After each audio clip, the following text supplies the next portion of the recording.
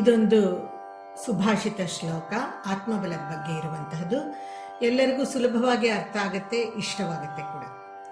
ಸರ್ವಂ ಬಲವತಾಂ ಪಥ್ಯಂ, ಸರ್ವಂ ಬಲವತಾಂ ಪಥ್ಯಂ, ಸರ್ವಂ ಬಲವತಾಂ ಹಿತಂ, ಸರ್ವಂ ಬಲವತಾಂ ಹಿತಂ, ಅಮೃತಂ ರಾಹವೇ ಮೃತ್ಯುಃ, ಅಮೃತಂ ರಾಹವೇ ಮೃತ್ಯುಃ, ವಿಷಂ ಶಂಕರ ಭೂಷಣಂ. ವಿಷಂ ಶಂಕರ ಭೂಷಣಂ.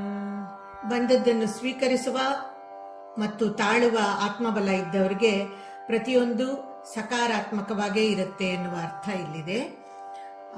ಅಮೃತ ರಾಹುಗೆ ಮೃತ್ಯು ತಂತು, ವಿಷ ತಗೊಂಡ್ರು ಶಂಕರನಿಗೆ ಅದು ಭೂಷಣ ಆಯಿತು ಅಂತಾನು ಇದೆ, ಸುಲಭವಾಗಿ ಅರ್ಥ ಆಗುತ್ತೆ. ಮೊದಲನೇ ಸಾಲಿನಲ್ಲಿ ಪಥ್ಯಮಲ್ಲಿ ಥ ಮಹಾಪ್ರಾಣಾಕ್ಷರ ಇದೆ, ಕೊನೆ ಸಾಲಿನಲ್ಲಿ ಭೂಷಣಮಲ್ಲಿ ಭೂ ಮಹಾಪ್ರಾಣಾಕ್ಷರ ಇದೆ. ಒಟ್ಟಿಗೆ ಹೇಳೋಣ. ಸರ್ವಂ ಬಲವತಾಂ ಪಥ್ಯಂ, ಸರ್ವಂ ಬಲವತಾಂ ಹಿತಂ, ಅಮೃತಂ ರಾಹವೇ ಮೃತ್ಯುಃ, ವಿಷಂ ಶಂಕರ ಭೂಷಣಂ. ಅಂದ್ರೆ ಆತ್ಮಬಲ ಹೆಚ್ಚಿಸ್ಕೊಳ್ಬೇಕು ಅನ್ನೋ ಸೂಕ್ಷ್ಮಾರ್ಥ ಕೂಡ ಇಲ್ಲಿದೆ ಅಂತ ನಾವು ಅಂದ್ಕೊಳ್ಬಹುದು.